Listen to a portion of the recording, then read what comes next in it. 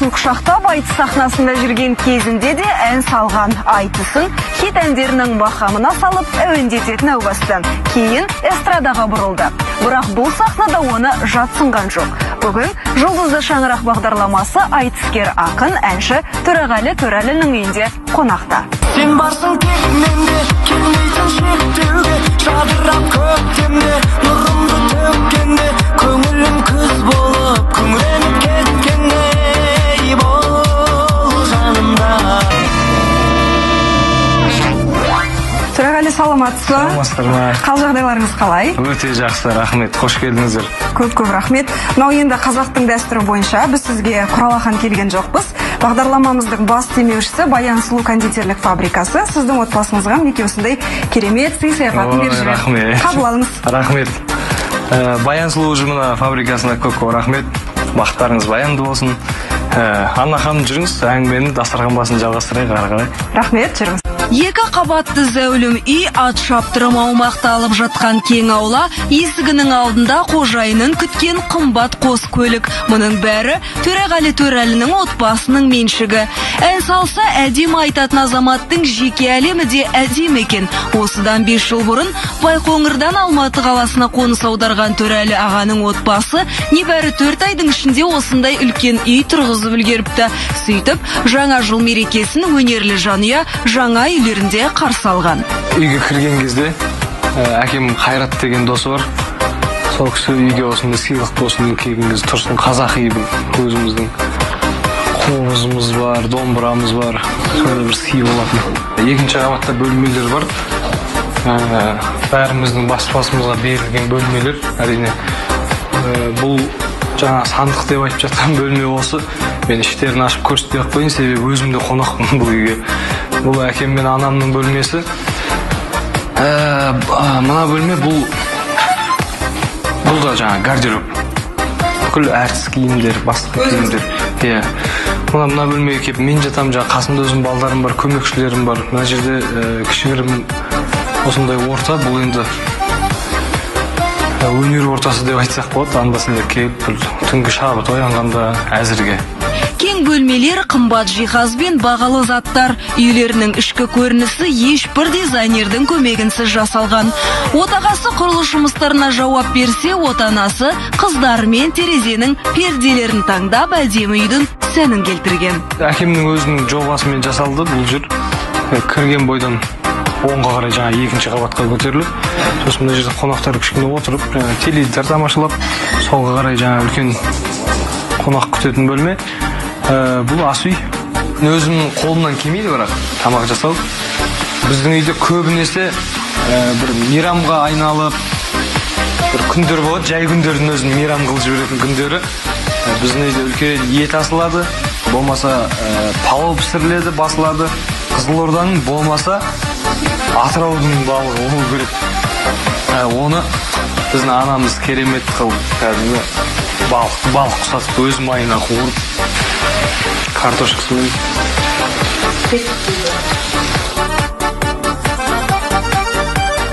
Байқоңыр қаласында ол кезде этаж үйде тұрамыз.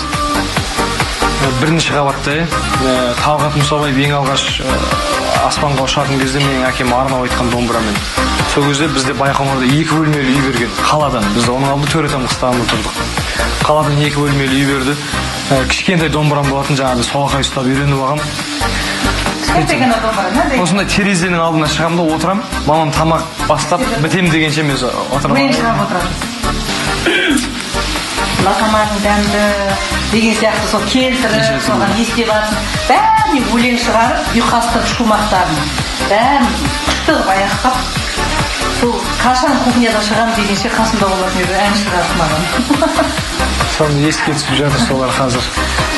Енді мынандай бала қасымда мынандай болып тұр міне. Бамығын қашан түседі.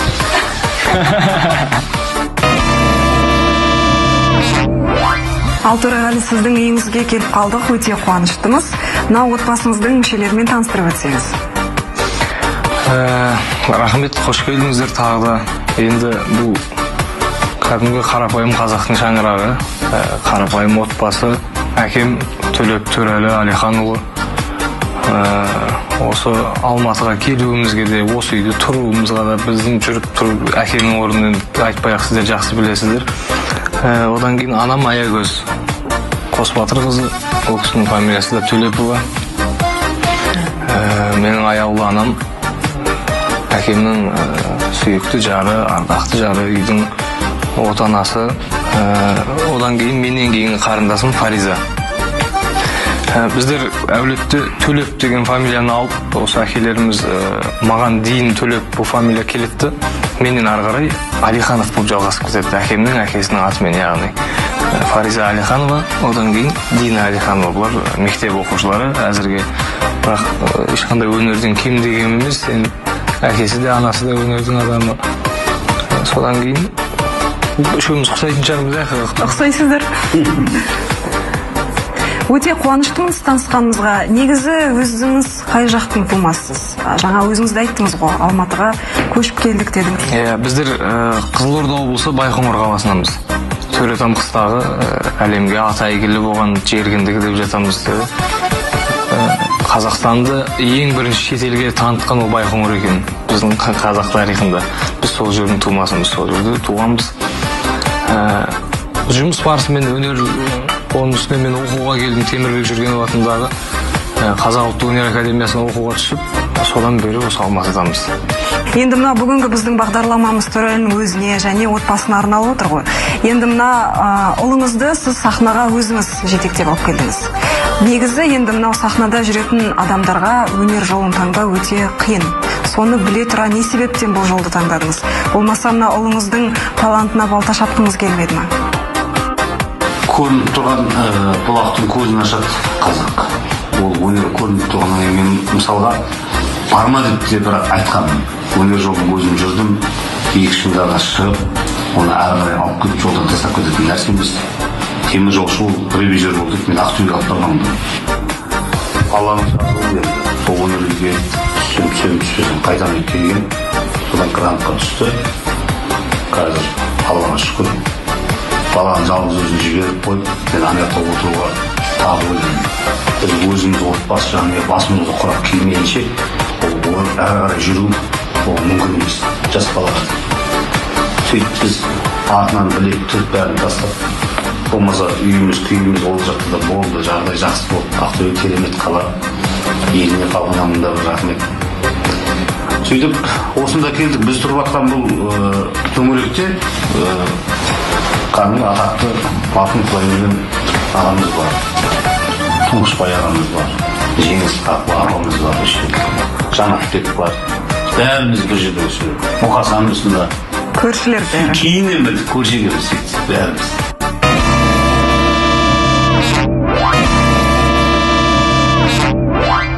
Өнерге деген қызығушылық енді Төреғалиде кішкентай кезінен басталды деп айтып отырмыз ғой.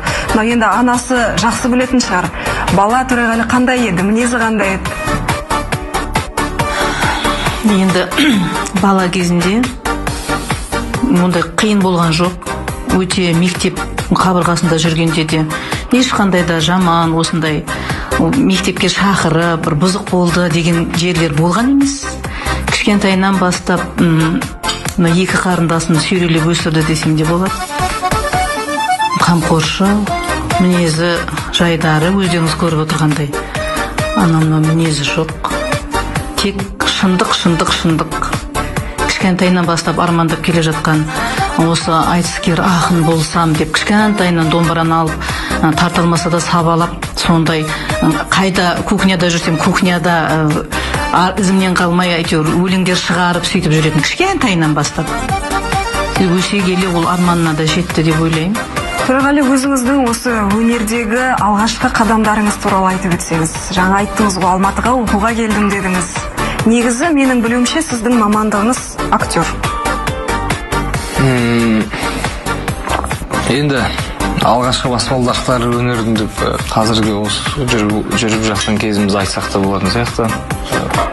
Дегенмен осы күнге дейін мен 3-4 жасымнан бастап әкем ертіп сахнаға алып шыққан екен. Қасында мен Шалақұлай есімде бар.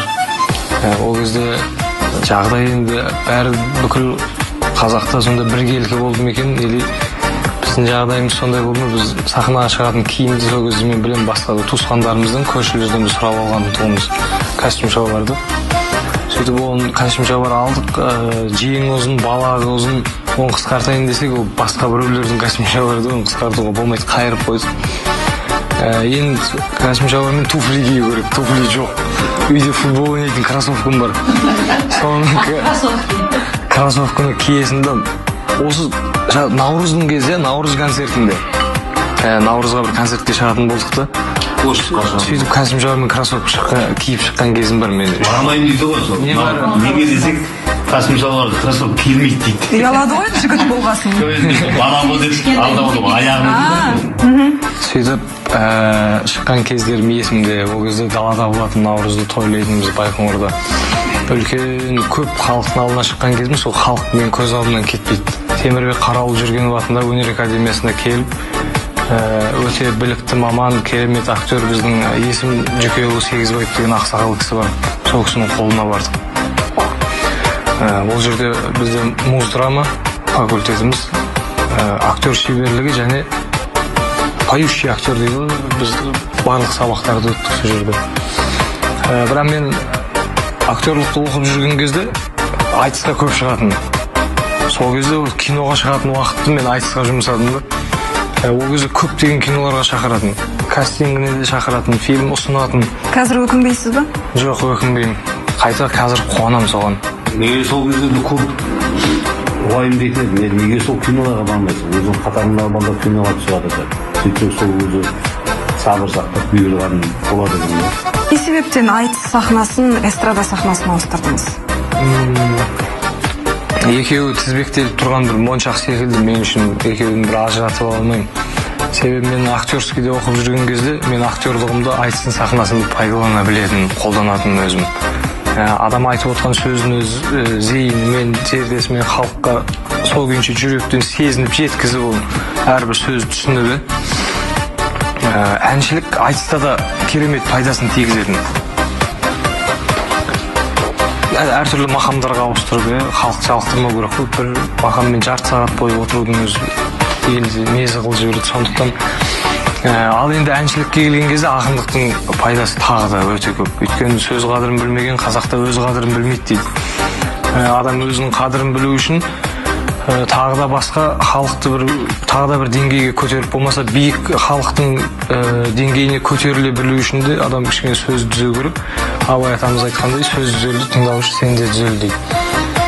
Сол себептен әрбір әннің сөзіне, мәтініне қарау, тағы басқа бір жарамсыз әндердің бір сыни көзбен қарай білуіміз, ақпен қараны ажыратып, соның барлығы айтыстың мектебі деп білемін. Мынау енді сіздің қарындастарыңызбен жақынырақ таныссақ.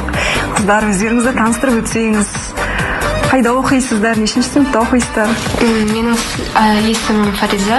Мен номері 157 жалпы білім беретін мектептің оқушысымын, 7-ші сынып оқушысымын.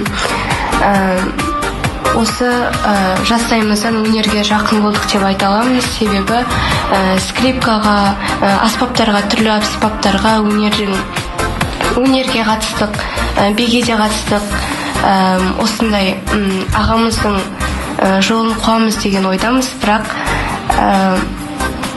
енді болашақта көптеген белестерді бағындырып, өзім негізінде журналистка болуды армандаймын. Диктор болғым келеді. Енді ойым өзгеретін шығар деп ойлаймын. Менің есімім Дина, мен де 157-ші мектепте оқимын, 6-шы А сыныбында. Ұстазың атың? Гүлмира апайыңыз жақсы болып тұр ғой. Сізде болашақта өміріңізді осы өнерге арнағыңыз келе ме? Әнші болғым келеді өскенде.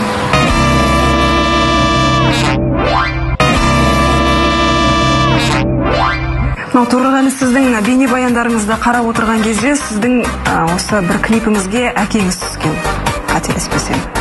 Мынау енді қарындастарыңызда алдағы уақытта өз өмірлерін өнерге арнаймыз, бұйыртса деп жатыр. Сіздің алдағы уақытта ойда жоқ па, жаңа бейнебаян түсірсеңіз, мынау қарындастарыңызды түсіріп қалу арасында? Ол қатып қалған қағида жоқ, болмайды деген реті келіп тұрса, әрине, бірақ Бұлар өздері эфирді пайдаланып айтып отыр ғой, негізі өнерге мен бұлардың келуіне туылғаннан қарсы болған. Жаңағы бұл Фаризеде журналист болған жақсы көремін дейді. Егер сіздер сияқты мен де журналист болып өнердегі мен жаңағы сахна мен елдің арасында бір алтын көпір болып сондай екі ортаны жалғап тұратын ондай мамандық болса мен қарсылығым жоқ. Ал енді сахнаға шығып ән айтып тағы да басқа елдерді жерлерді аралап жүремін десе онда қарсылық бар онда. Осы сөзіңізге қарағанда әкелерін емес ағасын тыңдайтын сияқты қарындастарыңыз. Енді үйдің тәрбиесін беретін қазір ағасы болды. Кейбір өзімізді айтып жаңа сұрағыңызда біздің бірінші клипті көрген болатынбыз, мен түскен әкемен бала деген. Сосын екінші клипте осы қыздар ұзату тойлар көп болды да, соған бір сол қызыма деген әнін шығарған кезде қазақ фильмін түсірген болатын. Біз осы отбасымен түстік. Екі қызым да түсті, келіншегім де түсті. Одан күйеу бала болып ойнады.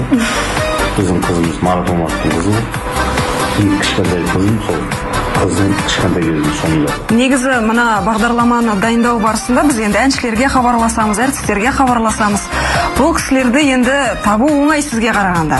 Сізге 5-6 рет телефон шалған шығармыз. Сіз іс сапарларды көп жүреді екенсіз. Тіпті қолға түспей сізді көре алмай қалдық қой, арман болып кетті ғой. Міне Алматыда кездесіп қалдық. Негізі іс сапарларға жиі шығып тұратын болып тұрсыз ғой. Кейде бар ғой, Алматыға келіп тұрып үйге келіп нанау істейтін уақыт болмайды. Алматыға келіп, қайтадан кетіп қалып, үйге жете алмай кететін кездер болады. Ол енді менің кінәм емес, ол мына кісінің жасап отқан қиянаты десең ме? Енді маршрут солай болса, самолет 2 сағат үйге келгенше ол ұшып кетеді. Басқа қалаға кету керек болады. Сондай мүмкіншілік. Енді сол кезде қалды шақырыватқан кезде ол барлық жерге көру керек деп барынша. Қай жақтарға барасыз? Мысалы, қай жақ сізді көбірек шақырады, қай өңірлерге барып тұрасыз? Көбінесе Шымкентке барамыз. Тойға? Тойдың отаны. Батысқа барамыз. Батыстың Ақтөбесіне көп барамыз. Орал, Ақтау, Атыраудан бөлек. Қызылордаға енді, Қызылордаға әкем өзінің достары көп Қызылордада. Сол достарының өз мен подарка болған қазір сыйлықты мен басыма бантик байлап жібереді. Менің атымнан тойға сыйлық. Үлкен сыйлық болып барамыз Қызылорданың тойларына. Ақша шашудың қажеті жоқ, иә? Ұлыңыз бар кезде сыйлықты жібере саласыз былай. Өздері солай ұсыныс жасайды. Біз де қуаныштымыз. Енді мына ұлыңызды тойға шақырғымыз келсе, сізге қай уақытта хабарласу керек? Жарты жыл бұрын хабарласу керек па, әлде міне ертең болайын деп жатыр десе, сіз күнтізбеңізден бір уақыт табасыз ба? Кейбір кезде айтамын. Алдын ала болжау өте қиын, маған да. Құдай сақтасын бірінші. Екіншіден сол менің миымды көп қатырмасын деп 2-3 көмекші дайындап қойды. Ол кәдімгі айғаны алып, сол қоңырауға жауап беріп. Енді қатты керек. Маған керек емес, маған көмекшісі керек емес. Өзінің әкесіне берген кезде ешқандай қарсылық жоқ, менің өмірім керек, маған хабарласып. Бос болсам мен әрине уәде берсем сол жіберемін ғой. Ешқандай. Арғыны күннен кейін күн бос тұру мүмкін емес. Бір айдың іші бос тұру да мүмкін емес. Мына тойдың бағасын да белгілеп қойған шығарсыз? Қатып, тас қылып белгілеп қойған еш нәрсе жоқ. Бірақ әркімнің өзінің бағасы бар. Құпия болып қалай берсін. Енді әншілердің барлығына осы сұрақты қоятын болсақ, қатып қалған баға жоқ деп айтып жатады. Мен шақырғым келсе, қанша төлеймін, енді шамалап білуім керек қой. Өзімнің бір қасиетім бар. Біреудің жеке басына болмаса біреудің қалтасын тексеру керек. Сіздің қалтаңызды тексеріп отқан жоқ, халық шақырған кезде білсін деген. Тегін жіберетін жерім де бар. Маған ешкім келіп, Төреғали өйтіп берсін, Төреғали бүйтсін, бейнебаянға түссін деп ешкім мемлекет келіп қолын шынын айту керек әңгіме. Мемлекет келіп қолы үшін беріп жатқан жоқ. Енді мақсаттарыңызда, армандарыңызда көп шығар. Бүгінде шығармашылығыңызда қандай жаңалықтар болып жатыр? Мынау сіздің тыңдармандарыңыз сізден қандай жаңалық күтер? Бір жарияға жар салып айтып келе жатырмыз. Осы алда бір 2 ән жинақ шығады, 2 альбом. 17 әннен бастары құралған. 17 әннен біреуі Байқоңыр деп аталады. бір ән жинақ бұл жанымда деп аталады. Осындай бір екі ән жинақты Құдай қаласа жарыққа шығарамыз. Бүкіл өнердегі ағайын туыс бауырларды жинап, өздеріңіз барсыздар, тұсауын кесіп, Құдай қаласа сондай бір қуанышты күннің куәсі боламыз. Құрметті көрермендер, сіздердің назарларыңызға да сосын бір бейнебаянға дайындалып жатырмыз. Еслен Жүсіп деген жаңа бауырымыздың өзі әрлеуші, аранжировщик дегенді аранжыршы деп шығарыпты ғой қазір. Аранжировщик бауырымыздың әніне жазылған Ринат Саитовтың өлеңі әлі тақырыбында қойып үлгерген жоқпыз. Сол әнге Құдай қаласа бейнебаян түсіріп, сол тұсаукесерге дейін дайындап, сондай шығармашылық кішігірім жаңалықтар болып жатыр енді. Төреғали, сіздің отбасыңызға, шаңырағыңызға келгенімізге өте қуаныштымыз. Сізге шығармашылықтарыңызда тек қана табыс тілейміз, көптеген биіктерге жете беріңіз. Сізді сахнадан да, тойлардан да көре берейік. Енді мынау біздің бағдарламамыз бүгін Наурыз мерекесіне сәйкес келіп қалып, біздің көрермендерімізге, тыңдармандарымызға айтар тілектеріңіз болса. Қош келдіңіздер, сіздер талай сахнаның саңлақтары, өнердегі қаншама майталмандардың әулетіне барып, осылай дастархандарында болып жүрсіздер. Бізді де елеп ескеріп осылай осы күнмен қатар келіп жатқан, мерекеде келіп жатқандарыңызға көп рахмет. Қонақ келсе құт деп жатады қазақ. Сіздердің де шығармашылықтарыңызға табыс тілеймін. Әрқашанда жұлдыздарды осылай жарқыратып, керемет көңіл күйге бөлеп жүре беріңіздер. Наурыз құтты болсын, құрметті ағайын. Біздің осының ұлы күні, төл мерекеміз құтты болсын. Ақ мол болсын, қазағым жасай берсін, еліміз аман, елбасымыз аман болсын, еліміз тыныш болсын. Бақытымыз